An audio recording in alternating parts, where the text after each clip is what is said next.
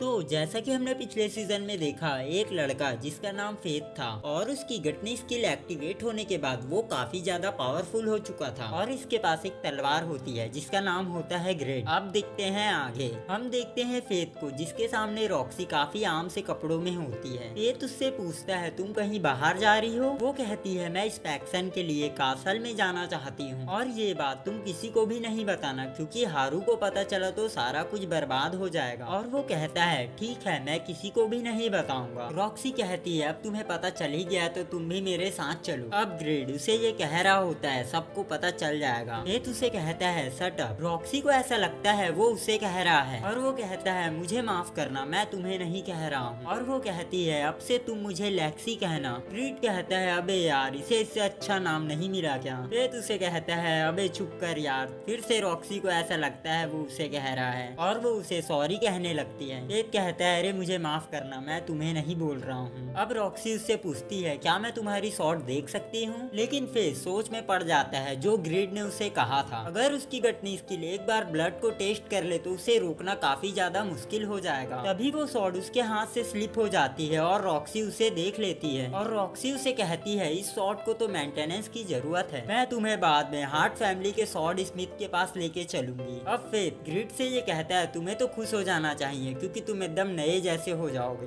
लेकिन ग्रेड कुछ भी नहीं कहता तो फेथ उससे पूछता है आखिरकार तुम्हें हुआ क्या है? अरे चुप करो यार, मैं तो रॉक्सी के ख्यालों में डूबा हुआ हूँ, उसकी खुशबू क्या मस्त थी यार। इसके बाद ये लोग सिटी में आ गए थे और यहाँ पर ये अंगूर टेस्ट करने लगते हैं। यहाँ पे ये बंदा कहता है ये अंगूर हार्ट फैमिली के गार्डन के हैं और रॉक्सी फेथ को इसके बारे में बताने लगती है। इस बंदे को शक हो जाता है आखिरकार ये कौन है। फिर ग्रेड फेथ को एक आइडिया देता है। फेथ कहता है अरे इसका एक रिलेटिव हार्ट फैमिली के लिए काम करता है इसलिए इसे इन अंगूरों के बारे में पता है। फिर सभी लोग डरने लगते हैं क्योंकि वहाँ पे होली नाइट आ गए थे। सर मैसन की डेथ के बाद हालात और भी ज्यादा खराब हो गए। तभी फेथ के पेट से आवाज आने लगती है। ये सुनकर ये होली नाइट काफी ज्यादा गुस्सा हो जाता है। फेथ यहाँ पे कोई भी प्रॉब्लम नहीं चाहता था इसलिए वो यहाँ पे झुक के माफी मांगने लगता है और ये होली नाइट उसे नीचा दिखाने के लिए उस पे पैर रखने ही वाला था। फिर रॉक्सी यहाँ पे उसे रुका देती है और इस बंदे को ये शक हो गया था कि ये रॉक्सी है। बाकी लोगों को भी यही लगने लगता है कि ये रॉक्सी है। तभी ग्रेड को एक आइडिया आता है। वो फेथ से कहता है तुम ये कहो कि तुम दोनों एक कपल हो, पर फेथ को ये आइडिया अच्छा नहीं लगता। पर रॉक्सी ये सुन लेती है और रॉक्सी कहती है कि दरअसल हम कपल हैं और मैंने इसके लिए ब्रेकफास्ट बनाया था पर इसने नहीं खाया और सारा कुछ उसी की वजह से हो रहा है। और इतना कहकर ये यहाँ से निकल लेते हैं। अब फेथ यहाँ पे उसका माइंड रीड करने लगता है। रॉक्सी ये सोच रही थी उसने अभी तक किसी का हाथ ऐसे नहीं पकड़ा है और उसकी हार्ट बीट काफी ज्यादा तेज हो रही होती है। तभी फेथ अपना हाथ छुड़वा लेते हैं। अब ये लोग डायमंड मर्चेंट के पास आ गए थे। रॉक्सी कहती है उसे डायमंड काफी ज्यादा पसंद है और वहाँ पर ओर्स भी होते हैं। अब फेथ अपने आइडेंटिफाई स्किल का इस्तेमाल करने लगता है। ग्रेड उसे कहता है अगर ओनर को पता लगा तो काफी ज्यादा प्रॉब्लम हो सकती है। अब रॉक्सी एक डायमंड को देखने लगती है। फेथ सोचता है वैसे तो ये एक होली नाइट है पर इसको देख के लगता है कि ये काम सी लड़की है। अब मर्चेंट उन्हें डिस्काउंट देने लगता है और वो कहता है ये डायमंड तुम्हारी गर्लफ्रेंड पे काफी ज्यादा अच्छा लगेगा, तुम इसे ले सकते हो। लेकिन रॉक्सी कहती है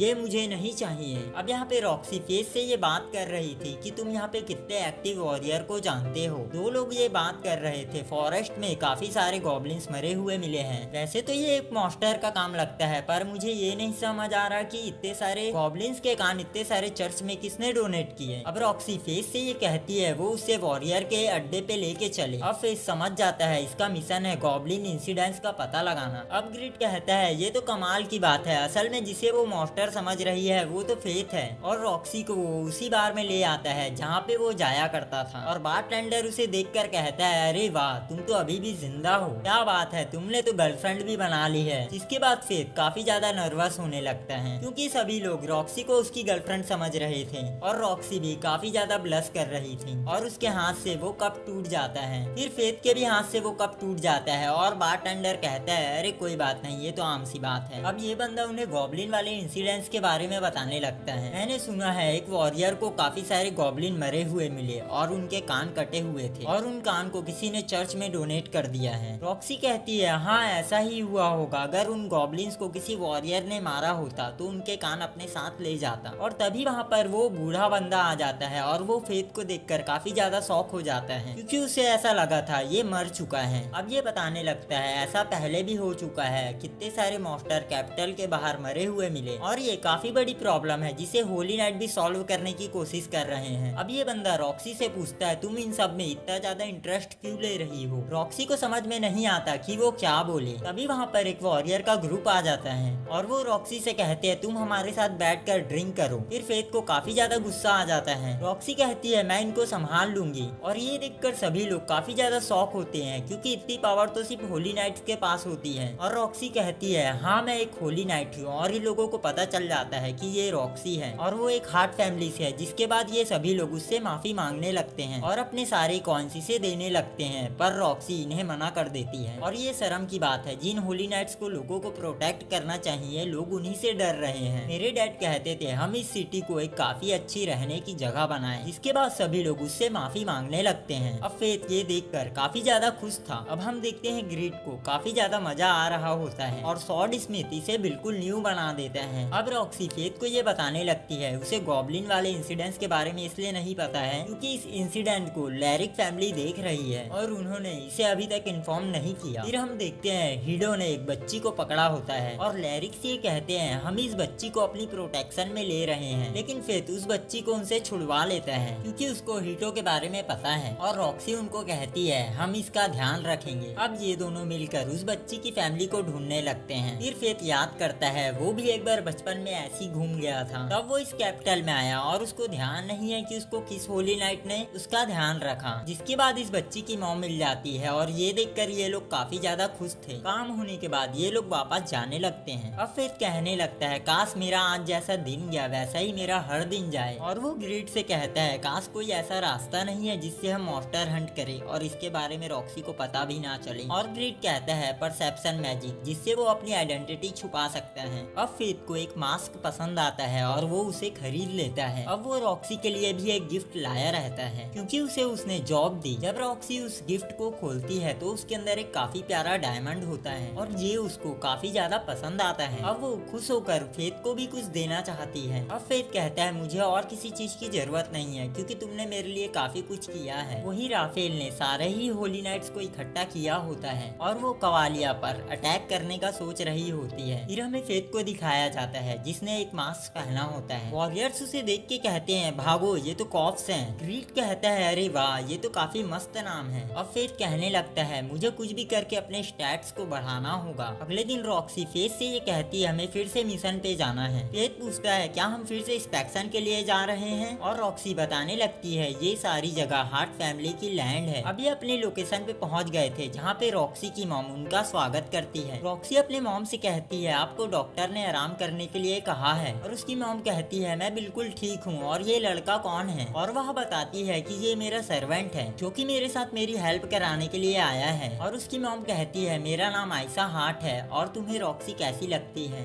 यह सुनकर दोनों ही ब्लश करने लगते हैं। रॉक्सी कहती है मॉम ये तुम क्या पूछ रही हो। और उसकी मॉम कहती है मैं तो इसलिए पूछ रही हूँ क्योंकि ये तुम्हारा सर्वेंट है और तुम इन्हें कैसे ट्रीट करती हो ये तो पूछना पड़ेगा ना। और वो झुककर कहता है लेडी रॉक्सी ने अभी तक मेरी काफी ज्यादा हेल्प की है और मैं मरते दम तक इसका साथ दूंगा। और रॉक्सी ये सुनकर काफी ज्यादा नर्वस हो जाती है और भाग के अपने रूम में चली जाती है। और उसकी मॉम कहती है जब भी ये नर्वस होती है ये ऐसे ही रिएक्ट करती है। तब रॉक्सी रूम में जाकर अपने फादर के फोटो को देखने लगती है। आपकी काफी ज्यादा याद आती है बचपन में मैंने जो आपसे वादा किया था और मैं जरूर उसको पूरा करूंगी। होली नाइट्स और आम लोग मिलकर रहेंगे। अब फिर गार्डन में काम कर रहा होता है तभी एक वर्कर आके उसे कहता है गन्ने का जूस बड़ा गिलास 20 रुपया का। तुम काफी ज्यादा थक गए होगे चलो रेस्ट कर लो। और वो बताने लगता है हम पीढ़ी दर पीढ़ी खेत में काम करते हैं और सर मैसन ने हमारी काफी ज्यादा हेल्प की है, लेकिन जब से उनकी डेथ हुई है सारी जिम्मेदारी रॉक्सी पर आ गई है। लेकिन अब वो हमारी हेल्प करने के लिए भी यहाँ पे पहुँच गई है। फेथ पूछता है हर साल वो आपकी हेल्प कराने के लिए यहाँ पे आती है। ये बंदा कहता है हाँ, साथ ही वो मॉन्स्टर से प्रोटेक्ट भी करती है क्योंकि खाने की तलाश में वो हमारे खेतों पे अटैक भी कर देते हैं। अब फेथ का पेट फिर से आवाज करने लगता है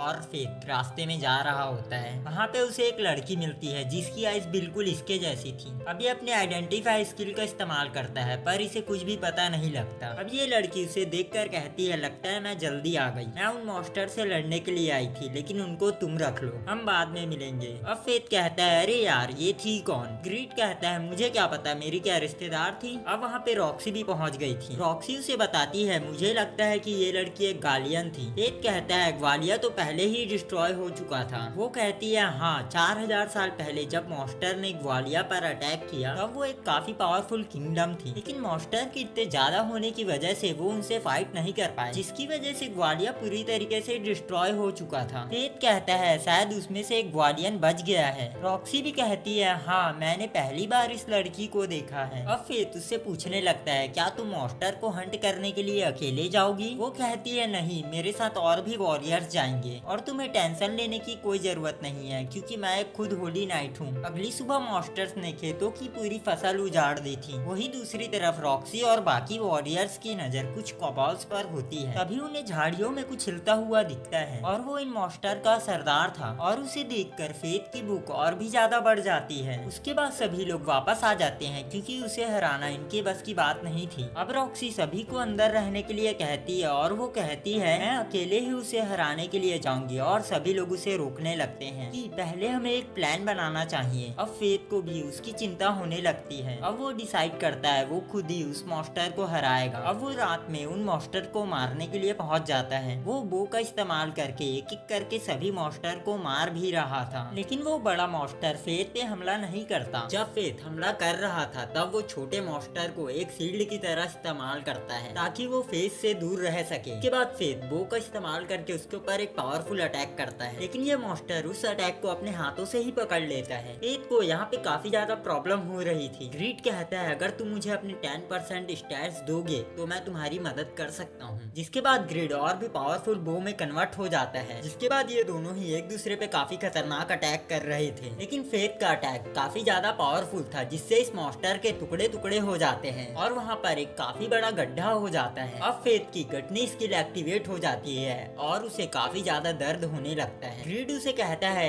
ये एक रिएक्शन है क्योंकि तुमने पहली बार एक 50 लेवल के मॉन्स्टर को मारा है, तुम्हें ये सहना होगा, नहीं तो तुम अपने ऊपर कंट्रोल नहीं रख पाओगे। अगली सुबह जब वॉरियर्स वहाँ पे पहुँचते हैं तब वो देखते हैं इन मॉन्स्टर को किसी ने बुरी तरह मारा है। रॉक्सी ये सोचती है जिसने इन्हें मारा होगा वो कितना ज्यादा पावरफुल होगा, जहाँ पर रॉक्सी अभी भी ये सोच रही है कि उन सभी मॉन्स्टर्स को आखिरकार मारा किसने। और इसका सबसे पहला शक उस गार्डियन लड़की पे जाता है क्योंकि वो किसी भी होली नाइट से काफी ज्यादा पावरफुल होते हैं। जिसके बाद रॉक्सी की मॉम फेथ को अपने रूम में बुलाती है और उसे कहती है, मेरी जिंदगी के कुछ ही दिन बचे हैं तो मेरे जाने के बाद क्या तुम रॉक्सी का ध्यान रख सकते हो। और वो उसे बताती है कि वो भी फेथ की तरह ही एक आम इंसान है जिसके पास कोई भी स्किल नहीं है और इसलिए वो खुद को ब्लेम करती है रॉक्सी की कमजोरी के लिए। अब रात में फेथ और भी गॉब्लिन्स को मारने लगता है, लेकिन ये उसकी भूख नहीं मिटा पाते। जिसके बाद ग्रिड ये कहने लगता है, ये गॉब्लिन्स तुम्हारी भूख नहीं मिटा सकते, लेकिन उनसे ज्यादा पावरफुल मॉन्स्टर्स आसपास नहीं थे। अब अगले दिन फेथ फिर से उसी बार में बैठा होता है और इसने अपनी आंख को कवर किया होता है और यहाँ पे उसे लोगों की बात से ये पता लगता है कि लाडो लीच को मारने के लिए अपने होली नाइट्स के साथ जाएगा और जिस लीच की ये बात कर रहे थे वो फेथ का मास्क वाला रूप है। अगले दिन हम काफी सारे होली नाइट्स को देखते हैं जिसमें रॉक्सी को भी ऐड किया गया था ग्वालियर जाने के लिए और ये सब वो अपने फादर के ग्रेव पे आके बता रही होती है। अब फेथ उसे वहाँ जाने से मना करता है क्योंकि इसकी वहाँ पे जान भी जा सकती है, लेकिन रॉक्सी ने अपना मन बना लिया था। फिर हमें पता लगता है कि यह सारा कुछ लैरिक्स का प्लान है ताकि वो रॉक्सी को रास्ते से हटा सके। अब रात में हाटो अपने साथियों के साथ लीच को मारने के लिए पहुंच गया था और सबसे पहले उसके साथी लीच पे अटैक कर देते हैं, लेकिन फेथ उन्हें आसानी से हरा देता है और उसके बाकी साथी यह देखकर वहां से भाग जाते हैं। अब हाटो अकेला रह गया था, लेकिन वो हार मानने के लिए तैयार नहीं होता। तभी फेथ अपना मास्क निकाल देता है और हाटो उसे देखकर काफी ज्यादा शॉक हो जाता है। आखिरकार तुम्हारे पास इतनी ज्यादा पावर आई कैसे? फेथ कहता है, ये मैं तुम्हें बताना जरूरी नहीं समझता। अब हाटो उसे कहता है, तुम मुझे जानते नहीं हो कि मैं कौन हूँ, मैं एक होली नाइट हूँ और साथ ही लैरिक फैमिली का दूसरा बेटा। अब फेथ उसे कहता है, चलो दिखाओ तुम्हारे अंदर कितनी पावर है। और वो ग्रीड से पूछता है, क्या तुम इसकी होली शॉट को तोड़ सकते हो? हाँ, ये तो मेरे लिए बच्चों का खेल है। अब हाटो उसके ऊपर ग्रैंड क्रॉस का अटैक करता है, लेकिन फेथ उससे काफी आसानी से बचकर उसके पीछे पहुंच जाता है। अब हाटो फिर से अटैक करने वाला था, लेकिन फेथ उसकी तलवार को काट देता है। अब ये देखकर हाटो काफी ज्यादा शॉक था। आखिरकार तुमने मेरी शॉट को कैसे काटा? यह देखकर वो काफी ज्यादा डर गया था और उसके कदम पीछे जाने लगते हैं। तभी वो नीचे गिर जाता है। अब फेथ उसे उठा लेता है। क्या यही एक होली नाइट की पावर है? अब वो उन दिनों को याद करने लगता है जब हाटो उसे काफी ज्यादा परेशान किया करता था। जिसके बाद वो उसके सिर को पकड़ के पेड़ से भिड़ाने लगता है और हाटो की हालत काफी ज्यादा खराब हो गई और वो फेथ से माफी मांग रहा होता है, लेकिन फेथ उसे माफ करने के मूड में नहीं था।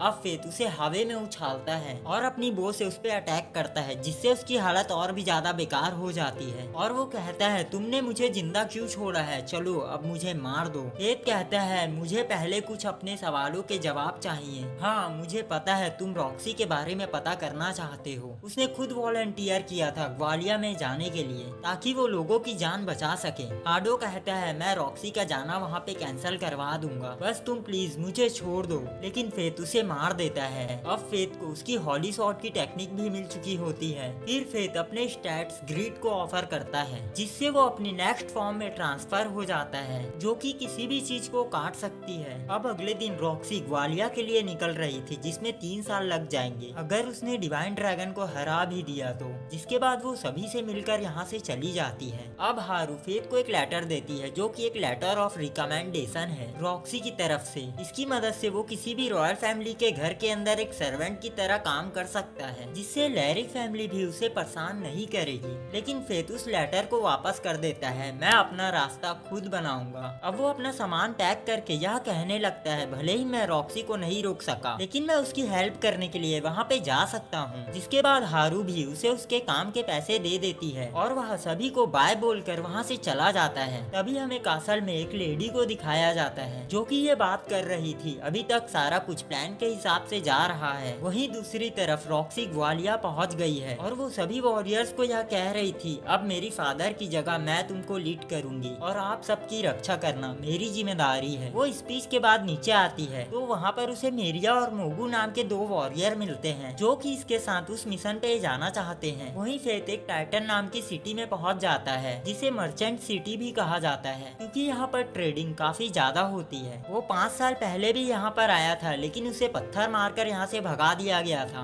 अब वो एक काट वाले के पास जाकर कहता है मुझे ग्वालियर जाना है, क्या तुम मेरी मदद कर सकते हो? अब वो बंदा कहता है कुछ देर में रात होने वाली है तो मॉन्स्टर्स का खतरा काफी ज्यादा होगा, तो अभी मैं तुम्हारे साथ नहीं जा सकता। अब फेथ को भूख लग चुकी थी तो वो खाना खाने के लिए एक रेस्टोरेंट में जाता है। अब वहाँ पर एक आदमी वॉरियर से अपने विलेज को बचाने के लिए मदद मांग रहा होता है और वो कहते हैं इस चिल्लर से कुछ नहीं होने वाला। जिसके बाद वो पैसों को नीचे फेंक देते हैं। अब वो वॉरियर उसके सिर पे पैर रख के कहता है अगर तुम्हें हमारी मदद चाहिए तो जाओ और पैसे लेकर आओ। तभी फेथ आकर उस वॉरियर को पीछे कर देता है और उसके साथी जब इस पे अटैक करने लगते हैं तो उन्हें ये आसानी से संभाल लेता है। अब वो आदमी फेथ को इसकी मदद के लिए शुक्रिया कहता है। अब फेथ उसे कहता है हम काफी टाइम बाद मिल रहे हैं, क्यों है ना सैट? अब ये बंदा भी उसे पहचान लेता है, क्योंकि बचपन में सैट और उसके साथी फेथ को बुल्ली किया करते थे, क्योंकि फेथ के डैड एक हंटर थे और वो मॉन्स्टर्स को हंट किया करते थे। और कुछ टाइम बाद उनकी मौत हो गई थी और विलेज के चीफ ने उसके डैड को इसलिए रखा था क्योंकि उनके पास एक स्पीयर्स स्किल थी। लेकिन उसके डैड के मौत के बाद वो फेथ को वहाँ पे नहीं रखना चाहते थे। जिसके बाद वह सभी लोग फेथ को पत्थर मार के वहाँ से भगा देते हैं और सैट उसी विलेज चीफ का बेटा है, जो कि अब फेथ से मदद मांग रहा है। अब ग्रीड कहता है वैसे भी तुम्हें मॉन्स्टर्स को मारना पड़ता है, क्यों ना हम इसकी रिक्वेस्ट को एक्सेप्ट कर लें। जिसके बाद फेथ उसकी बात को मान जाता है और सैट उसे अपने विलेज में ले जाता है। वहीं सैट के डैड अब फेथ को देखकर कहते हैं तुम्हारी हिम्मत कैसे हुई इस कूड़े को यहाँ पर लेकर आने की? जहाँ एक कचड़ा है और इसे इस गांव से दूर रहना चाहिए। अब सैट उन्हें समझाने लगता है कि फेथ सच में काफी ज्यादा स्ट्रॉन्ग है, उसने मेरे सामने ही काफी सारे वॉरियर्स को हराया है। लेकिन गांव का चीफ ये मानने के लिए तैयार नहीं था। विलेज चीफ अब उससे कहते हैं मैं कल खुद जाकर वॉरियर्स को लेकर आऊंगा। अब गांव के लोग ये कहने लगते हैं अगर उन मॉन्स्टर्स ने आज ही अटैक कर दिया तो हम क्या करेंगे? जिसपे गांव का चीफ कहता है हम फेथ को एक चारे की तरह इस्तेमाल करेंगे, जिससे हमें कुछ टाइम मिल जाएगा। सैट अपने डैड के ऐसे बिहेवियर के लिए फेथ से माफी मांगता है, जिसके बाद वो उसे अपने घर ले आता है। फेथ कहता है कोई बात नहीं, मुझे इन सब चीजों की आदत हो चुकी की है। फैट अब उसे बताता है उसकी वाइफ को मॉन्स्टर्स ने मार दिया है। अब इसके पास इसकी बस बेटी है। मॉन्स्टर्स ने विलेज की हालत काफी ज्यादा खराब कर दी है। बचपन में मुझे ऐसा लगता था कि मेरे डैड बिल्कुल सही हैं, लेकिन जब से मेरी बेटी हुई है तब से मुझे समझ आ गया है कि मेरे डैड काफी ज्यादा गलत थे। अब फेथ उसे देखकर समझ जाता है कि ये पहले से काफी ज्यादा बदल चुका है। अब उसे और उसके बेटी को देखकर उसके अपने फादर की याद आने लगती है। अब सैट उसे मॉन्स्टर्स के बारे में बताने लगता है। करीब यह मॉन्स्टर्स 1 महीने पहले आना शुरू हुए। कुछ विटनेसेस की माने तो यह मॉन्स्टर्स उड़ भी सकते हैं। मैं एक होली नाइट हूँ और साथ ही लैरिक फैमिली का दूसरा बेटा, इसलिए हम कुछ वॉरियर्स को हायर करने के लिए सोचे। अब फेथ को भूख लगने लगती है तो सैट फेथ के लिए खाना लेने के लिए चला जाता है। अब ग्रिड फेथ को ये बताने लगता है जिस हिसाब से यह बातें कह रहा था से तो मुझे ये लगता है कि ये मॉन्स्टर कोई आम मॉन्स्टर नहीं है बल्कि गार्गोग्रेल्स हैं। ये काफी ज्यादा समझदार होते हैं जो कि एनिमीज के हिसाब से अपने अटैक को बदल सकते हैं। अब वह बच्ची फेथ को एक कैंडी देती है जिससे वो खा लेता है। अब सैट उसके लिए कुछ खाना लेकर आया हुआ होता है। अब फेथ उसे खाने ही वाला था लेकिन उससे पहले ही वो बेहोश हो जाता है। अब सैट को समझ में नहीं आता कि आखिरकार इसे हुआ क्या। अब उसकी बेटी उसे बताने लगती है कि ग्रैंडपा ने फेथ को एक कैंडी देने के लिए कहा था। अब सैट काफी ज्यादा गुस्सा हो जाता है कि उसके डैड इससे ज्यादा गिर सकते हैं। तभी एक आवाज आती है, मॉन्स्टर्स विलेज में आ चुके हैं। अब सभी मॉन्स्टर्स विलेज में पहुंच जाते हैं और वो चारों तरफ तबाही मचाने लगते हैं। अब सैट ने फेथ को बचाने के लिए दवाई बनाई होती है, जिसके बाद फाइनली फेथ होश में आ जाता है और वो सारा कुछ उसे बता देता है कि ये सारा कुछ मेरे डैड ने करवाया हुआ होता है। और वो उससे कहता है तुम लोगों को अंदर रहना होगा जब तक मैं वापस ना आ जाऊं। जब वो बाहर आता है तो देखता है कि सारी तरफ तबाही मची हुई है और कई लोग तो मारे भी गए हैं। यह देखकर वो काफी ज्यादा शॉक हो जाता है और जब वो उनका स्टैट देखता है तो उसे पता चलता है कि इनका लेवल 27 है और इनकी स्किल है फायर बॉल। अब ग्रिड कहता है यह स्किल काफी ज्यादा खतरनाक है, तुम स्काइप का इस्तेमाल करो। और वो इनके अटैक को काटने लगता है लेकिन इससे और भी आग फैलने लगती है और ये बात ये मॉन्स्टर भी समझ गए थे। तो वहाँ सभी मिलकर एक कंबाइन अटैक करते हैं लेकिन फेथ अपने वेपन से उनके अटैक को काट देता है और इससे कई मॉन्स्टर मर भी जाते हैं। अब उसकी गटनी स्किल एक्टिवेट हो गई थी और इसके पास भी फायर बॉल स्किल आ गई थी। अब इन मॉन्स्टर्स का लीडर वहाँ पे पहुँच जाता है जिसका लेवल 47 होता है और इसके पास फायर बॉल और फायर रेसिस्टेंस स्किल है, जिसके बाद वो फेथ पे अटैक कर देता है लेकिन फेथ उसके अटैक के साथ साथ उसको भी काट देता है। और अब फेथ को फायर रेसिस्टेंस स्किल भी मिल गई थी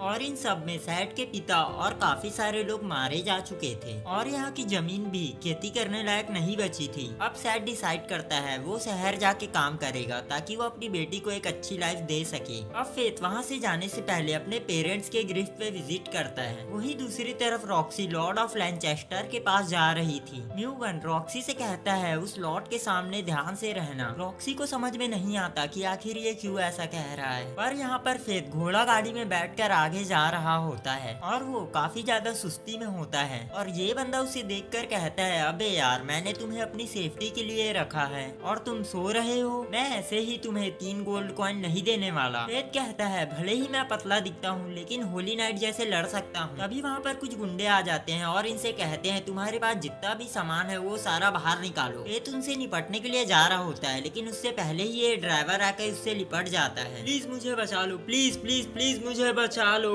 अब फेथ कहता है अबे यार पहले तू मुझे छोड़ेगा तब तो मैं तुम्हें बचाऊंगा। तभी उन गुंडों के पीछे एक अटैक होता है जिससे ये सभी लोग हवा में उड़ जाते हैं और ये अटैक एक लड़की ने किया होता है और ये वही लड़की होती है जो कि फेथ से पहले मिल चुकी है और ये ड्राइवर से कहती है चलो मैंने तुम्हारी जान बचाई तो तुम्हें मुझे एक फ्री राइड देनी होगी। और जैसे ही ये कार्ट में बैठती है ये उल्टी होने लगती है और ये सारा वेट इसके वेपन का होता है जो कि ये अपने मैजिक से कम कर देती है और वो फेथ से उसका नाम पूछने लगती है और उसे पहले से ही पता था कि इसके पास गटनी स्किल है। फेथ उससे पूछता है ये तुम्हें कैसे पता, और वो लड़की कहती है मेरे पास भी एक डेडली स्किल की स्किल है। फेथ पूछता है ये डेडली सिन स्किल क्या है और वो कहती है क्या तुम्हें ये बात ग्रिड ने नहीं बताई। अब फेथ उस पे गुस्सा होने लगता है। अब ये लड़की अपना नाम बताने लगती है, मेरा नाम मायने है, मायने फेथ। अब इस लड़की के पेट से आवाज आने लगती है जिसके बाद फेथ उसे अपना खाना दे देता है और ये भुक्कड़ों की तरह सारा खाना खाने लगती है। इतने में ही फेथ उसे रुकाते हुए कहता है अरे यार मेरे लिए भी कुछ छोड़ दो। अब ये एक टाउन में पहुंच गए थे जहाँ पर एक लड़की कहीं जा रही थी। तभी 2 मॉन्स्टर उस पे अटैक कर देते हैं और वहाँ पर एक नाइट आकर उसे बचा लेता है। और दरअसल ये एक एक्ट था जो कि वहाँ का लॉर्ड जिसका नाम रूडोल्फ था वो करवा रहा था। फेथ को समझ में नहीं आता कि आखिरकार यहाँ पे चल क्या रहा है। ये ड्राइवर उसे बताने लगता है शायद ये रॉक्सी के स्वागत की तैयारी कर रहे हैं, जल्द ही वो यहाँ पे पहुँचने वाली है। अब फेथ को समझ में आता है वो रॉक्सी से पहले ही यहाँ पे पहुँच गया है। अब ड्राइवर उसे 3 गोल्ड कॉइन्स देने लगता है। तभी माइन आकर उससे वो पैसे ले लेती है। दरअसल मैंने इसे बचाया तो ये पैसे भी मेरे हुए। फिर वो सो जाती है और फेथ उसे उठाकर जाने लगता है और उसे लोगों की गर्दन पर अलग अलग मार्क दिख रहे थे। वो अंदाजा लगाता है शायद ये इनके सोशल स्टेटस या जो ये काम करते होंगे उसके हिसाब से है। अब रूडोल्फ यहाँ पे कुछ लोगों को कह रहा था यहाँ कोई तरीका है किसी को यहाँ दिखाने का कि हमारी फैमिली कितनी ज्यादा ग्रेट है, तुम्हारी वजह से आज हमारी फैमिली का मजाक बन गया, क्या तुम ऐसे दिखाओगे कि हमारी फैमिली हार्ट फैमिली से कितनी ज्यादा ग्रेट है। ये कहने के बाद वो दोनों को ही मार देता है। अब फेथ मायने को एक इन में लेके आ गया था और वो ग्रीड से सारी इंफॉर्मेशन निकलवाने लगता है। ग्रीड कहता है वो मायने को काफी पहले से जानता है और उसे यकीन नहीं हो रहा होता है कि ये अभी तक जिंदा है। फिर वो उसके वेपन के बारे में बताने लगता है, इसका नाम स्लॉथ है और वो भी ग्रीड की तरह एक मिलसेन का वेपन है। और वह पूछता है आखिरकार ये मिलसेन है क्या।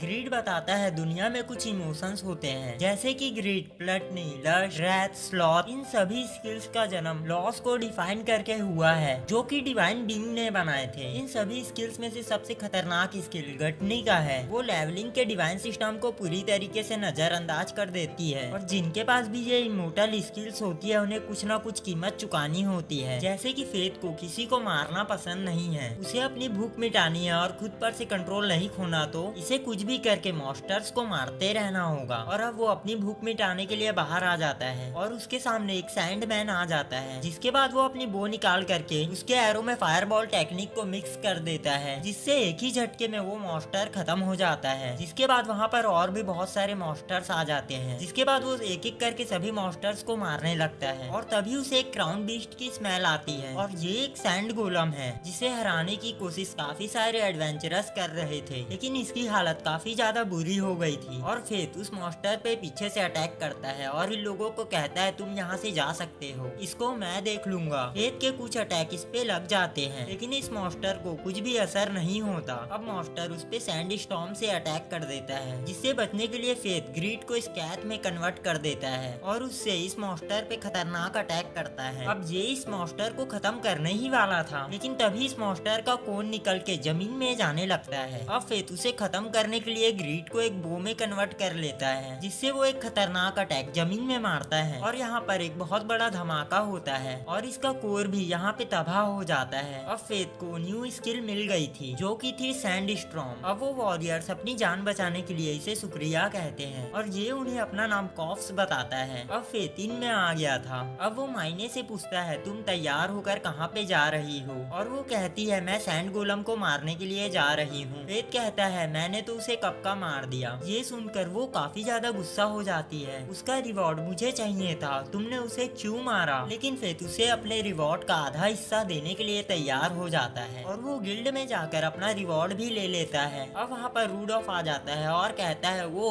तुम ही हो जिसने सैंड गोलम को मारा है, अब तुम मेरे अंडर काम करोगे और तुम्हारे पास इसे मना करने का कोई भी हक नहीं है, क्योंकि होली नाइट का डिसीजन फाइनल डिसीजन होता है। अब मायने उसके पास जाकर कहती है ये पहले मेरा है और वो उसे कहता है अरे ये छोटी बच्ची किसकी है, चलो भागो यहाँ से। ये सुनकर उसे गुस्सा आता है और वो उस पे अटैक कर देती है, जिसके बाद फेथ को उसके साथ भागना पड़ता है। अब मायने और फेथ सफर करते हुए एक विलेज में पहुँच जाते हैं, जहाँ पर फेथ को एक आदमी मिलता है और वो उससे पूछने लगता है इस विलेज का चीफ कौन है, और ये इसलिए पता कर रहा होता है ताकि वो उससे परमिशन लेके इस विलेज में कुछ समय के लिए रुक सके। और ये बंदा कहता है मैं ही इस विलेज का चीफ हूँ और इसका नाम एरन है जो कि एक होली नाइट रह चुका है। और वो फेथ से कहता है अगर तुम्हें यहाँ पे रहना है तो तुम्हें मुझसे फाइट करनी होगी। और वो अपनी स्किल का इस्तेमाल करके पता लगाता है इसका लेवल 1 है, लेकिन इसके स्टैट 2 मिलियन से भी ज्यादा है। इसके बाद ये लड़ने लगते हैं और कुछ ही देर में एरन इसे हरा देता है। फेथ को ऐसा लगता है अब उसे इस विलेज से जाना होगा, लेकिन एरन उसे कहता है तुम इस विलेज में रह सकते हो, लेकिन मेरी एक कंडीशन है, जब तक तुम यहाँ पे रहोगे तुम्हें मुझसे ट्रेनिंग लेनी होगी। अब फेथ ये सोचने लग जाता है ये एक न्यू बंदा है, मैं इस पे ट्रस्ट कैसे करूँ। लेकिन फेथ को समझ में आता है ये एक होली नाइट रह चुका है और ये फेथ के लिए अच्छा भी है, क्योंकि इससे वह काफी ज्यादा स्ट्रॉन्ग बन जाएगा। जिसके बाद मायने एक रूम में जाकर सो जाती है और फेथ उसके साथ ट्रेनिंग करने लगता है। अब ट्रेनिंग करते करते फेथ की भूख लिमिट में थी और उसकी एक आंख रेड हो जाती है। निकाल के देखने लगता है। अब फेथ उसके घर में एक फोटो को देख रहा था जो कि उसकी एक फैमिली फोटो थी और एरन के बेटे की शक्ल बिल्कुल फेथ जैसी थी। अब फेथ एरन से ये कहता है हम अगली सुबह यहाँ से निकल जाएंगे और आपने जो भी हमारे लिए किया उसके लिए शुक्रिया। अब फेथ एरन से इस कासल के बारे में पता करने लगता है।